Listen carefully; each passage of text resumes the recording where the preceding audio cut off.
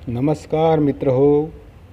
मी संदीप राऊत तुमच्यासाठी घेऊन आलो आहे इझी मॅथ्स या चॅनलवरती एक नवीन कोरा करकरीत असा एपिसोड. आजच्या या एपिसोडमध्ये आपण बघणार आहोत गणन पद्धती आणि दशमान प्रणालीची आव्हाने. यामध्ये आपण गणन पद्धतीचा उगम, विविध प्रकारच्या गणन पद्धती, द्विमान गणन पद्धती आणि दशमान प्रणाली आणि त्याची आव्हाने, त्याचबरोबर त्याच्यावरील उपाययोजना याबद्दल आपण बोलणार आहोत. तर मित्र हो,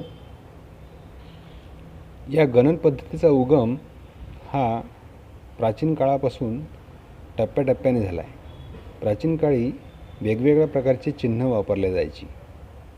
म्हणजे जर काही मोजायचं असेल तर त्यासाठी चिन्हांचा उपयोग व्हायचा, परंतु प्रत्येक संख्येसाठी वेगवेगळी चिन्ह वापरल्यामुळे एवढी चिन्हे कशी लक्षात ठेवायची, हा एक नवीनच प्रश्न आपल्यासमोर उभा झाला.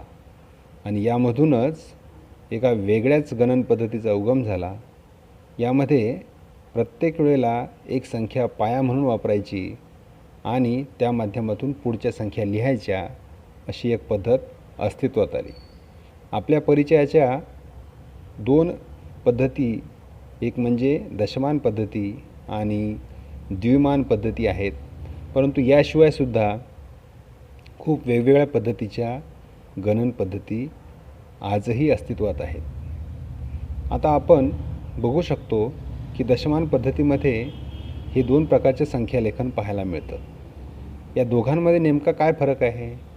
थोडा खोलवर जर आपण विचार केला तर असं लक्षात येतं की 10 ही एक स्वतंत्र संख्याचिन्ह नसून दोन संख्याचिन्हांचं एक कॉम्बिनेशन आहे.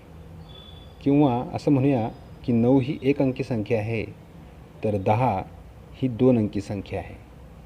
म्हणजे आपल्याला असं म्हणता येईल की दोघांच्या लिखाणामध्ये निश्चित स्वरूपामध्ये बदल आहे. जर 10साठी संख्याचिन्ह नाही तर काय केलेलं आहे मग? तर असं लक्षात येतं की दोन स्थळांची निर्मिती केलेली आहे. म्हणजे 1 आणि 0 अशा चिन्हांसोबतच दोन स्थानांची सुद्धा निर्मिती केलेली आहे. म्हणजे 10 आणि 9 हे वेगळ्या प्रकारचं लेखन आहे. इथे सुद्धा आपल्याला पाहायला मिळेल की 0 ते 9पर्यंत संख्याचिन्ह घेऊन आपल्याला वस्तू मांडता येतात, परंतु ज्यावेळेला 10चा गट होतो त्यासाठी आपल्याकडे एकही संख्याचिन्ह उपलब्ध नसतं. आणि ही अडचण निर्माण झाल्यामुळेच आपण 10 वस्तू संचासाठी कोणतंही चिन्ह वापरू शकत नाही. आणि हा अडथळा पार करण्यासाठी मग आपण एका नवीन स्थानाची निर्मिती करणं गरजेचं ठरतं आणि या नवीन स्थानावरती आपण त्याला घेऊन जातो.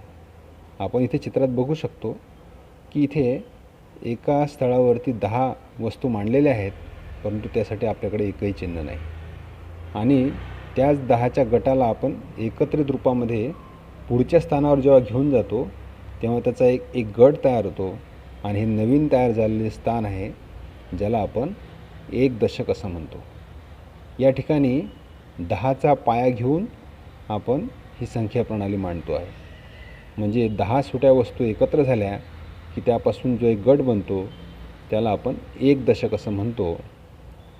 यामुळं आपला प्रश्न सुटला आणि आपल्याला नवीन एक संख्यासंच तयार झालेला दिसतो. आता हीच अडचण पुढे सुद्धा आहे. म्हणजे आपण अशा 10 वस्तूसुद्धा 10-10चा संचसुद्धा एका ठिकाणी ठेवू शकत नाही. त्याला परत एका नवीन स्थानावरती आपल्याला घेऊन जावं लागतं, ज्याला आपण एक शतक असं म्हणतो. या एक शतकाच्या स्थानामुळे आपल्या असं लक्षात येतं आहे की आपल्याला एक शतक, एक दशक आणि एक एकक अशा प्रकारची 3 अंकांची मांडणी आपल्याला आता करता येत आहे. मुलांनासुद्धा हे समजायला फार कठीण जातं, म्हणून आपल्याला या प्रकारची मांडणीचा सराव मुलांकडून करून घेतला पाहिजे. इथे आपण एक संख्या लिहिली बघा, 352 अशी ती संख्या आहे की जी संख्या आपण मांडताना 3 शतकांची 5 दशकांची आणि 2 एककांची मदत घेतलेली आहे. आणि ही जी दशमान प्रणाली आहे, या दशमान प्रणालीमध्ये 0 ते 9 एवढीच संख्याचिन्हे आपल्याला वापरता येणार आहेत. प्रत्येक वेळेला 10चा गट झाला की आपण पुढच्या स्थानावर जाणार आहोत. याची मांडणी जी आहे ती आपण एका टेबल फॉर्ममध्ये करून बघूया. टेबल फॉर्ममध्ये जर आपण याची मांडणी केली तर असं लक्षात येतं आहे की एककाचा स्थिरांक 1, दशकाचा स्थिरांक 10, त्यानंतर शतकाचा स्थिरांक 100 राहील. त्या ठिकाणी मूल्य आपण 0 ते 9 या संख्याचिन्हापैकी कोणतंही ठेवू शकतो. इथे आपण 2, 5 आणि 3 असं ठेवलेलं आहे. तर त्याची किंमत काय होईल बघूया आपण. 1 स्थिरांक गुणिला 2 मूल्य म्हणजे त्याची किंमत 2, 10 स्थिरांक गुणिला 5 मूल्य म्हणजे 50 आणि 100 गुणिला 3 म्हणजे 300. अशा प्रकारे 300 अधिक 50 अधिक 2 अशा त्याच्या स्थानिक किमतींची आपण जर बेरीज केली तर 352 ही संख्या दशमान प्रणालीनुसार आपल्याला लिहिता येते. ही जी मांडणी आहे ही मांडणी दशमान प्रणालीमध्ये जशी आहे तशी जर आपण वेगळ्या प्रणालीमध्ये केली तर ही मांडणी बदललेली आपल्याला दिसून येते. आता यापुढे आपण एक गंमत म्हणून द्विमान प्रणालीचा विचार करूया. या ठिकाणी 0 आणि 1 अशा 2च संख्याचिन्हांची उपलब्धता आपल्याकडे आहे. त्यासाठी काय करावं लागेल. समजा आपण एककामध्ये एक वस्तू घेतली. आता आपल्याला 2 वस्तू जर मांडायच्या असतील तर मला एककामध्ये त्या मांडता येणार नाही, कारण माझ्याकडे त्यासाठी 0 आणि 1 अशी 2च संख्याचिन्हे आहेत. मला त्यासाठी काय करावं लागेल तर पुढच्या स्थानावर 1 गुणिला 2 म्हणजे 2च्या पटीमध्ये मांडल्यानंतर 2 अशा स्वरूपात मांडावं लागेल. त्याच्या पुढच्या स्थानावर जर जायचं असेल, जसं इथं 2चे स्थान आहे तसे ते पुढचे स्थान म्हणजे 4चे स्थान या ठिकाणी तयार होईल. कारण 2 गुणिला 2 2च्या पटीमध्ये वाढल्यामुळे पुढचं स्थान 4 असेल, त्याच्या पुढचं स्थान 8, त्याच्या पुढचं स्थान 16 अशा 2-2च्या पटीमध्ये स्थान वाढवून गेलेले असतील. आता ही जी संख्या प्रणाली आहे यामध्ये 2च संख्याचिन्हांची आपल्याला मर्यादा आहे. त्यामुळे या ठिकाणची मांडणी ही दशमान प्रणालीपेक्षा पूर्णपणे भिन्न असणार आहे. आता ही जी गंमत आहे या गमतीचा आपण थोडा गांभीर्याने जर विचार केला तर असं लक्षात येईल की मुलांनासुद्धा दशमान प्रणाली समजून घेताना याच अडचणींचा सामना करावा लागतो. कारण ही जी मांडणी आहे ही मांडणी थोडीशी भिन्न प्रकाराची आहे.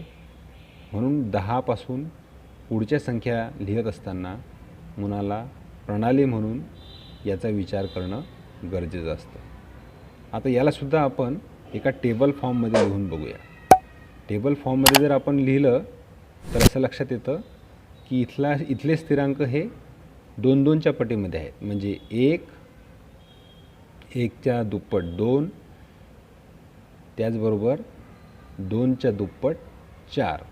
म्हणजे स्थिरांक हे 2-2च्या पटीमध्ये इथे वाढलेलं आपल्याला दिसून येतात. आता या ठिकाणी मूल्य म्हणून आपल्याला 1 घेता येईल किंवा 0सुद्धा घेता येईल.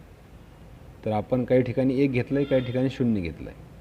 आता त्याची किंमत काय होईल हे आपण समजून घेऊया. या कॉलममध्ये जर आपण बघितलं तर 1 स्थिरांक आणि 1 मूल्य यांची किंमत किती होईल. 1 गुणिला 1 म्हणजे 1 अशी त्याची किंमत होईल. त्यानंतर 2च्या स्थानावरती 2 स्थिरांक गुणिला 0 मूल्य म्हणजे 2 गुणिला 0 0 किंमत होईल. 4 गुणिला 1 4 किंमत होईल. यांची जर आपण बेरीज केली तर 4 0 अधिक 1 तर दशमान प्रणालीप्रमाणे त्याची किंमत 5 होईल. त्याची मांडणी मात्र 1 0 आणि 1 अशा स्वरूपातली असेल, परंतु त्याची दशमान प्रणालीनुसार किंमत 5 असेल. आणि ही पद्धती आजचीच पद्धत आहे असं नाही, तर आदिम जमातीमध्ये सुद्धा द्विमान पद्धती वापरल्या जायची. 16व्या शतकामध्ये लायब्निज या गणितज्ञाला ही पद्धत फार आवडायची. आजकालच्या संगणकामध्ये सुद्धा बायनरी पद्धतच वापरल्या जाते आणि त्याच्यामुळे सर्किट्स तयार करणे, त्यानंतर त्याची पाथ तयार करणे याला त्याची मदत होते. आता असं विचार करा की आपल्याकडे 5च संख्याचिन्ह आहेत, म्हणजे आपण पंचमान प्रणालीचा आपण उपयोग करत आहोत. थोडं कठीण आहे समजायला, मला माहिती आहे, परंतु विचार करा, पंचमान प्रणाली म्हणून आपण नवीन एका प्रणालीचा विचार करतो आहे, तर आपल्या मेंदूला झिंझिण्या आल्या. तर मुलांना दशमान प्रणालीचा विचार करताना सुद्धा किती कठीण जात असेल हे यावरून आपल्या लक्षामध्ये येईल. आता यासाठी काय पर्याय आहे, तर यासाठी आपल्याला दशमान पद्धती शिकवत असताना अधिकाधिक मूर्त साधनांचा उपयोग करायचा आहे. जसं आपण चित्रात बघू शकतो, एकक सुटे आहेत, दशकाचे दांडे आहेत, त्यानंतर शतकाची पाटी आहे, हजाराचा ठोकळा आहे. यामधून आपण एककांमधून दशकामध्ये कशाप्रकारे मांडणी होते, गट कसा तयार होतो, दशकांच्या एकत्रीकरणातून शतकांची कशी मांडणी होते आणि शतकांच्या एकत्रीकरणातून हजाराचा ठोकळा कसा तयार होतो हे आपल्याला बघायचं आहे. हे साहित्य आपल्याकडे उपलब्ध नसेल तर स्थानिक स्तरावरती आपल्याकडे साध्या एका आकाराच्या काड्या उपलब्ध असू शकतात, किंवा आईस्क्रीमचे चमचे असू शकतात, किंवा हे उपलब्ध नसेल तर शाळांमध्ये उपलब्ध असलेल्या दशक माळांचा आपल्याला उपयोग करता येईल. 1 रुपयांची, 10 रुपयांची आणि 100 रुपयांच्या नाणी आणि नोटांचा उपयोग करूनसुद्धा ही दशमान पद्धती मुलांपर्यंत आपल्याला छान पद्धतीने पोहोचवता येणार आहे. आणि मुलांच्या व्यवहारामध्ये नाणी आणि नोटा असल्यामुळे मुलांना समजायलासुद्धा हे फार सोपं जाणार आहे. तर आपण यासाठी जाणीवपूर्वक प्रयत्न करूया आणि एकक, दशक, शतक समजून घेऊया. इथे आपण नमुन्यादाखल 25ची विविध रूपं बघूया. दशक बांधणे आणि मोकळा करणे आणि संख्यांची विविध रूपे समजून घेणे या कन्सेप्ट पुढच्या गणितीय क्रिया करण्यासाठी फार महत्त्वाचे आहेत. 25ला आपण 2 दशक आणि 5 एकक या रूपामध्ये नेहमी पाहतो. त्याची मांडणीसुद्धा आपण चित्रात दाखवल्याप्रमाणे 2 दशक दांडे आणि 5 सुटे एकक या पद्धतीने करतो. परंतु यामधला मी जर दशक मोकळा केला तर काय होईल? 1 दशक मोकळा केल्यामुळे एककांची संख्या 5वरून 15 झालेली दिसते, तर दशकांमधला 1 दशक सुटा केल्यामुळे एकच दशक झालेला दिसतो. म्हणजे 1 दशक आणि 15 एकक अशी त्याची रचना होईल. आता या 1 दशकालासुद्धा जर मी परत सुटं केलं, म्हणजे सर्व दशकांना आपण जर सुटं केलं, तर इथे 25 एककांची निर्मिती झालेली दिसते. परंतु दशक सुटे केले असल्यामुळे दशकामध्ये एकही दशक राहिलेला दिसत नाही. तर ही जी वेगवेगळी रूपं आहेत, ही विविध रूपं प्रत्यक्ष वस्तू हाताळून मुलांनी जर वापरून बघितली, त्यांचा सराव केला, तर मुलांना दशक प्रणाली समजायला मदत होते. याचबरोबर संख्याज्ञानातील जे मोठे मोठे अडथळे आहेत, त्यानंतर वेगवेगळ्या भाषांमध्ये संख्या वाचन कशा प्रकारे केलं जातं, त्याच्या काय गमती-जमती होतात, त्यावरती आपल्याला काय उपाययोजना करता येणार आहेत, हे सगळं काही आपण पुढच्या भागामध्ये बघणार आहोत मित्रांनो. तर मला खात्री आहे आपण पुढचा भाग आवर्जून बघाल. त्यामध्ये संख्याज्ञानाच्या नवीन भागावर आपण नवीन प्रकाश टाकूया आणि यातून समजून घेऊया. आपण माझं ऐकून घेतलं आहे. धन्यवाद मित्रांनो.